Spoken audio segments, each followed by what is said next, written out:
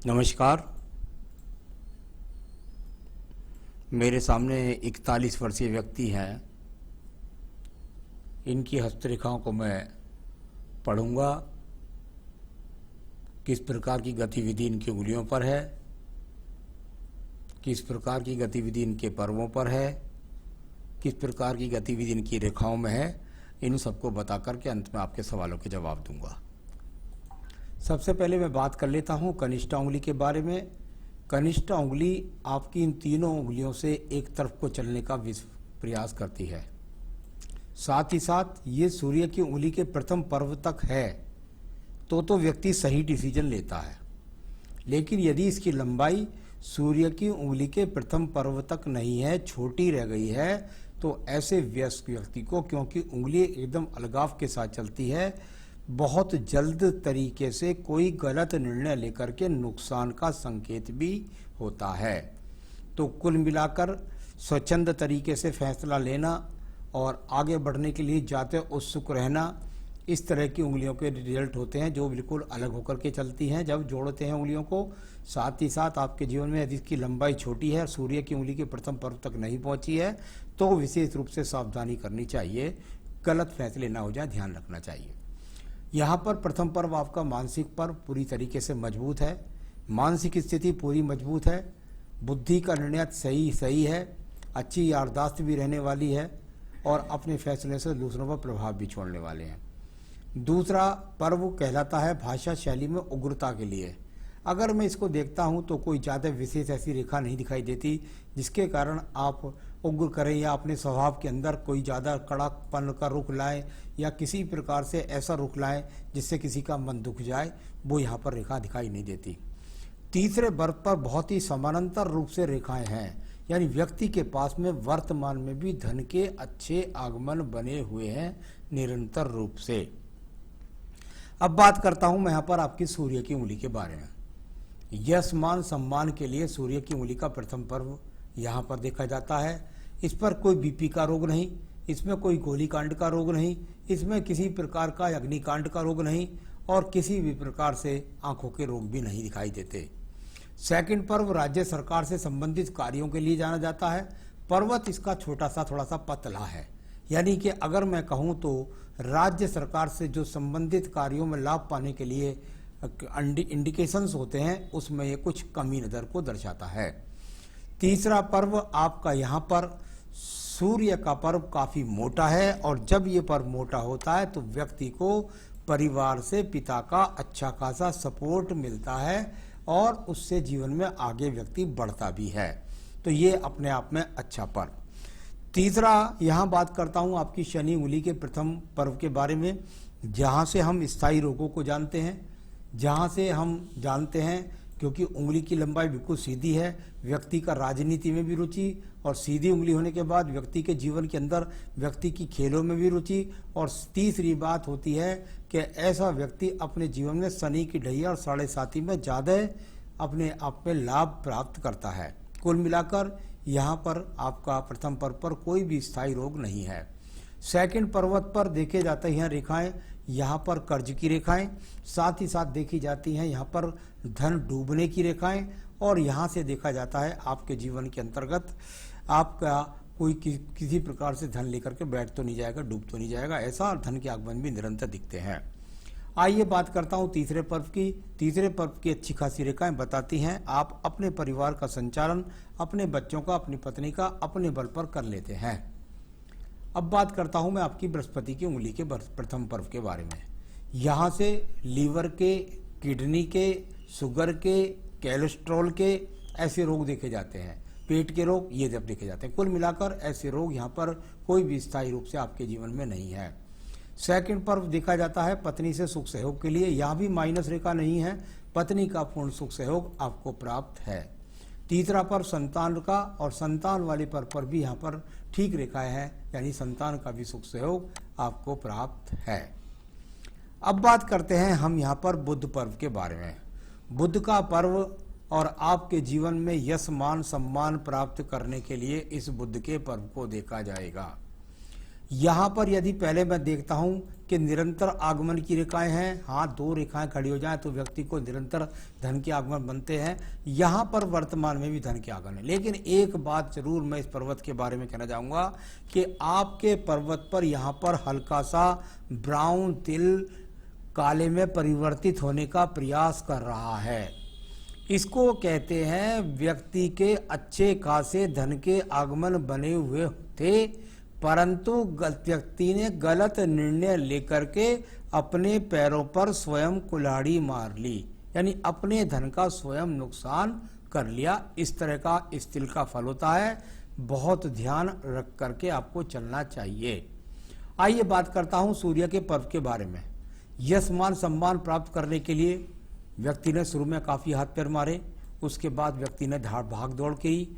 व्यक्ति थोड़ा सा अपने आप में कार्य क्षेत्र में या जॉब क्षेत्र में अपने आप से अच्छा प्रयास किया और उसके पास भाग दौड़ करके अपना सम्मान बनाया। इस तरह का इसका फल यहाँ पर है। अब बात करता हूँ यहाँ पर मैं आपके पर्व की, और उसको कहते हैं भाग्य का पर्व। भाग्य का पर्व शनि का पर्व, और शनि के पर्व पर यदि यहाँ पर देखता हूँ तो थोड़ी सी बीच में बेल भी पड़ने का प्रयास करती है, यानी व्यक्ति के पास अंत भला तो सब भला अच्छी खासी रेखा है, लेकिन कुल मिलाकर यहाँ पर ऐसा चिन्ह भी दिखाई देता है किसी गलत निर्णय से कहीं किसी प्रकार का नुकसान ना हो जाए। इसका आपको वर्तमान में ध्यान रखना है। अब बात करता हूँ मैं आपके पर्व के बारे में, और वो पर्व है आपका यहाँ पर बृहस्पति का पर्व। बृहस्पति के पर्व पर ये मल्टी टैलेंटेड रेखाएं होती हैं जो शनि पर्व की तरफ चलती हैं। ये होनी जरूरी है।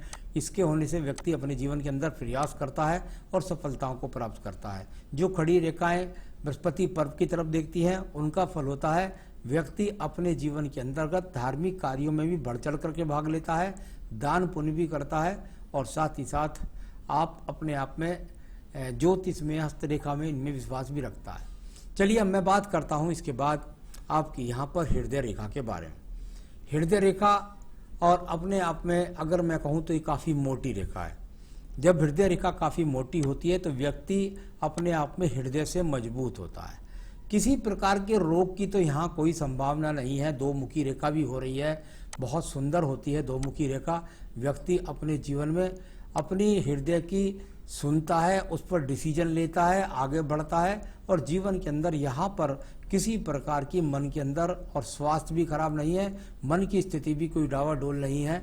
व्यक्ति ठीक ठाक लोगों के काम आता है और अपना जीवन संपन्न सही तरीके से वर्तमान में चला रहा है।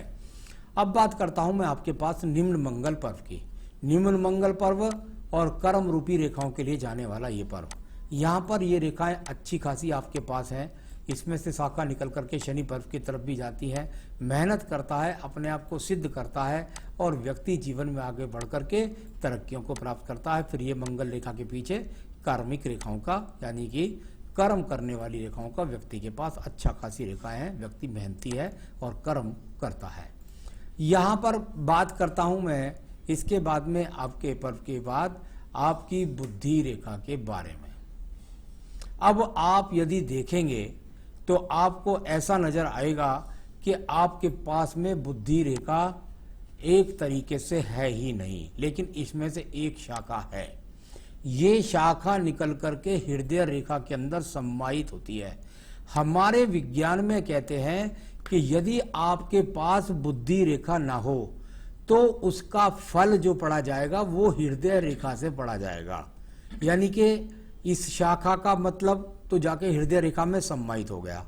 साथ ही साथ इसका मतलब ये भी हुआ कि व्यक्ति की यहाँ पर जैसे पंजाब और हरियाणा की यदि राजधानी देखी जाए तो एक है, इसी प्रकार से आपकी जो राजधानी हुई बुद्धि रेखा की वो आपकी हृदय रेखा के साथ सम्मायित हुई।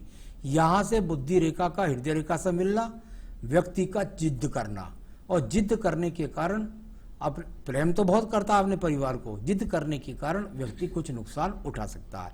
चरित्र से बहुत अच्छा होता है, किसी प्रकार की कोई चिंता की बात नहीं है।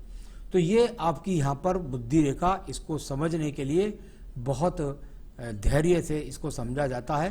तो वो आपकी हृदय रेखा जो है वही आपकी बुद्धि रेखा। आपको करोड़ों हाथों के अंदर ऐसा हाथ मिलने का ही नहीं है। चलिए अब बात करता हूँ मैं इसके बाद में आपके मंगल के द्वितीय पर्व के बारे में, यहाँ मंगल द्वितीय पर्व आपके जीवन में दिखलाएगा मुकदमा, कोर्ट कचहरी या किसी प्रकार का झगड़े, झंझट, लड़ाई, इस तरह का यहाँ पर कोई भी चिन्ह आपके हाथ के अंदर नहीं है। इसके बाद बात करता हूँ, फिर मैं बाद में बता करूँगा, चंद्र पर्वत के बारे में बाद में बताऊँगा। यहाँ बात करता हूँ मैं आपकी भाग्य रेखा के बारे में। पहले भाग्य रेखा देखिए, फिर बुध पर्वत की रेखा है, फिर चंद्र पर्वत की। तो सबसे पहले बात करता हूँ, एक रेखा तो यहाँ से गई, परिवार से मजबूत हुए आप। दूसरी शाखा यहाँ से निकली, आपने दूर स्थानों से संबंध बनाया, दूर दूर के लोगों से आप जुड़े या जॉब करने के लिए दूर स्थान पर गए। इस तरह का संकेत दिखाने वाली ये रेखा आपके पास है। यानी भाग्य रेखा को यदि मैं देखता हूं और 41वें वर्ष में देखता हूं तो मुझे किसी प्रकार के कोई नुकसान होने के संकेत दिखाई नहीं देते। तो यहाँ पर बस आपको गलत फैसला नहीं लेना है, क्योंकि यहाँ हृदय से एक शाखा निकल करके इस रेखा को यहाँ पर लगभग 41 से 42वें वर्ष में ही या 42 से 43वें वर्ष में ही काट रही है। यहाँ गलत निर्णय लेकर के किसी प्रकार के नुकसान की संभावना से आपको बचना है। ये आपका यहाँ पर 41 से 42वां वर्ष है जहाँ आपकी भाग्य रेखा को काट रहा है। बाकी भाग्य रेखा सही तरीके से चल रही है। अब बात करते हैं इसके बाद में हम आपके पास बुध रेखाओं के बारे में। अगर आप बुध रेखाओं को देखेंगे तो आपको पहले तो एक बुध रेखा ये दिखाई देगी, ठीक है। इसके बाद दूसरी बुध रेखा थोड़ी सी ऐसी दिखाई देगी, इसके बाद छोटी सी तीसरी दिखाई देगी, ठीक है।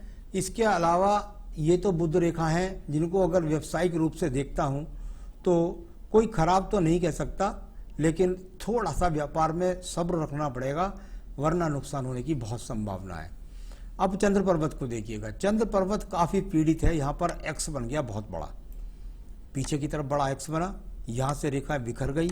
यानी कुल मिलाकर आपके गलत निर्णय की यहाँ मुझे आशंका काफी नजर आ रही है। तो ये अपने आप में बहुत अपने आप में संभलने की आपको आवश्यकता है, इसकी मुझे संभावना काफी लगती है। जब यहाँ से एक सहायक रेखा मिलकर के आपकी व्यापारिक रेखा में मिलती है तो व्यक्ति का व्यवसाय यदि पिता से संबंधित हो तो व्यक्ति को उसमें ज्यादा सफलता मिलती है। यानी पिता कोई व्यवसाय चला रहे हैं, उसी व्यवसाय को जितना आप आगे बढ़ाएंगे तब आपके जीवन में ज्यादा आपको सफलता प्राप्त होगी। तो ये इस तरीके से आपकी रेखा है। अब बात करते हैं इसके बाद में हम आपके यहाँ पर मंगल रेखा, सबसे बेहतरीन रेखा मंगल रेखा। पूरे हाथ के अंदर इस रेखा ने कवरेज दिया, यहाँ पर कवरेज दिया, फिर थोड़ी सी अलग गई, फिर ये कवरेज दिया, फिर यहाँ तक पूरा कवरेज हो गया। यानी इसने पूरी जीवन आपको ये कह दिया कि भाई आपको मैं निकाल करके ले आऊंगी, आप कहीं भी फंस जाएंगे। तो ये साहस देती है, राजनीति में रुचि दिखाती है, फंस जाते हैं तो बाहर निकाल लाती है। इस तरह की इस रेखा का फल माना जाता है। शुक्र पर्व यहाँ पर संसाधनों का सामान्य रूप से ठीक है, क्योंकि मंगल रेखा के अंदर ही सभी रेखाएं चली जाती हैं। जब इस रेखा को काट कर बाहर रेखा निकल जाती है तब आपके जीवन के अंदर संसाधनों की कमी बन जाती है। ये जहाँ इसके अंदर रहेंगी उतना ज़्यादा अच्छी रहेंगी, और जब इससे बाहर निकल जाएंगी मंगल रेखा से तब आपके जीवन में ये थोड़ा संघर्ष करा देंगी। इस तरह से इनको बोलते हैं। तो संसाधन भी ठीक है। आयु रेखा को देखिएगा आप, आपकी आयु रेखा और कुल मिलाकर यहाँ से यानी लगभग 80 के आसपास आपकी आयु रेखा भी यहाँ पर बनती है। तो ये तो सब मैंने इनका रेखाओं का जो प्रभाव है, जिस तरह से बोला जाता है इनको, इनकी भाषा शैली के अंदर, उसको मैंने यहाँ पर बनाया है। यहाँ पर भी एक कट का सा निशान है, कोई गलत निर्णय ना ले, तो ध्यान रखने की बात है। चलिए अब बात करते हैं सवाल पर। हमारा सवाल है कि हम बिजनेस करना चाहते हैं, क्या हम बिजनेस कर सकते हैं? आप बिजनेस कर सकते हैं यदि आपका पिता से चला हुआ काम है, कोई पैतृक संपत्ति का व्यवसाय है, यदि आप उसे करेंगे तो आप उसको उसमें सफलता मिलेगी। वर्तमान की स्थिति में मुझे कई जगह दिखाई दिया कि आप कोई गलत निर्णय लेकर नुकसान उठा सकते हैं, इसलिए मैं आपको यहाँ पर अभी कम से कम मेरे हिसाब से आपको मैं 5 साल तक व्यवसाय के लिए सलाह नहीं दूंगा। किस प्रकार का बिजनेस करें और किस उम्र में करें, अभी कम से कम 5 साल तक व्यवसाय ना करें। और उसके बाद में यदि आपको कोई काम अगर करने की इच्छा रहती है और मंगल पर्वत आपका ठीक रहता है तो आप मंगल से संबंधित कोई टेक्निकल कार्य भी कर सकते हैं। किसी प्रकार का जमीन का लैंड बनाने का, प्रॉपर्टी बना करके बेचने का, या रोडी है, बदरपुर है, सीमेंट है, या इस तरह का कुछ भी एजेंसियां लेने का, ऐसा संभावित है। लेकिन अभी 5 साल तो मैं कहूँगा ही नहीं। बिजनेस में हम कितना कामयाब रहेंगे, अभी मैं यहाँ पर कोई कामयाबी की रेखा नहीं है, इसलिए इसके बारे में बोल नहीं सकता। दूसरा सवाल है पॉलिटिक्स में क्या हम काम कर सकते हैं और पॉलिटिक्स में हमारा क्या स्कोप है। पॉलिटिक्स के रेखा, मुझे मंगल रेखा जो आपके हाथ के अंदर दिखाई दी, ये पॉलिटिक्स वालों को लाभ दिलाती है। आपकी शनि की उंगली भी है, वो भी ठीक ही दिखाई देती है। लेकिन सूर्य पर्वत अब यहाँ इन्वॉल्वमेंट नहीं हो रहा है राजनीति के लिए। तो मैं तो आपसे यही कहूँगा कि अभी तो राजनीति से आप जुड़ सकते हैं, लेकिन उसमें इतना ना घुसें कि आप अपनी नौकरी को प्रभावित करें या अपने किसी कार्य को प्रभावित करें। उसमें धीरे धीरे बढ़ेंगे तो उसके बाद आपको ऊंचाइयां प्राप्त होने की काफ़ी संभावनाएं हाथ के अंदर हैं। और आने वाली हमारी ज़िंदगी किस प्रकार की रहेगी, बिल्कुल बस गलत निर्णय मत लीजिए, बाकी तो आपकी ठीक ठाक है। तो ये सब मैंने आपका बताया, आप गलत निर्णय ना लें और आप सही चुनाव करके अपने जीवन में आगे बढ़ते रहे हैं। इसके लिए मैं ज़रूर आपको कुछ बताना चाहूँगा। आप चाहें तो एक बेहतरीन सा पुखराज इस उंगली के अंदर पहन सकते हैं यहाँ पर, और यदि आपको ना मिले तो आप मुझसे मंगवा सकते हैं, मैं पुखराज आपके स्थान तक पहुँचा सकता हूँ। तो पुखराज आपको इस उंगली में पहनना है और बस किसी प्रकार का कोई गलत काम, गलत निर्णय न लें अभी जल्दबाजी में। जहाँ है जिस काम को उसको सुचारू रूप से चलाते रहिएगा, उसमें ऊंचाइयों को ढूंढिएगा। और पूजा पाठ में अगर आप कोई पूजा करना चाहते हैं तो बस सिर्फ मैं भगवान शिव की पूजा ही आपको बताऊंगा। रुद्राष्टकम का पाठ, शिव चालीसा का पाठ ये करें, और जिससे आपको किसी गलत कार्य की तरफ आपकी बुद्धि न ले जाए और आप सफलता प्राप्त करते रहें। नमस्कार।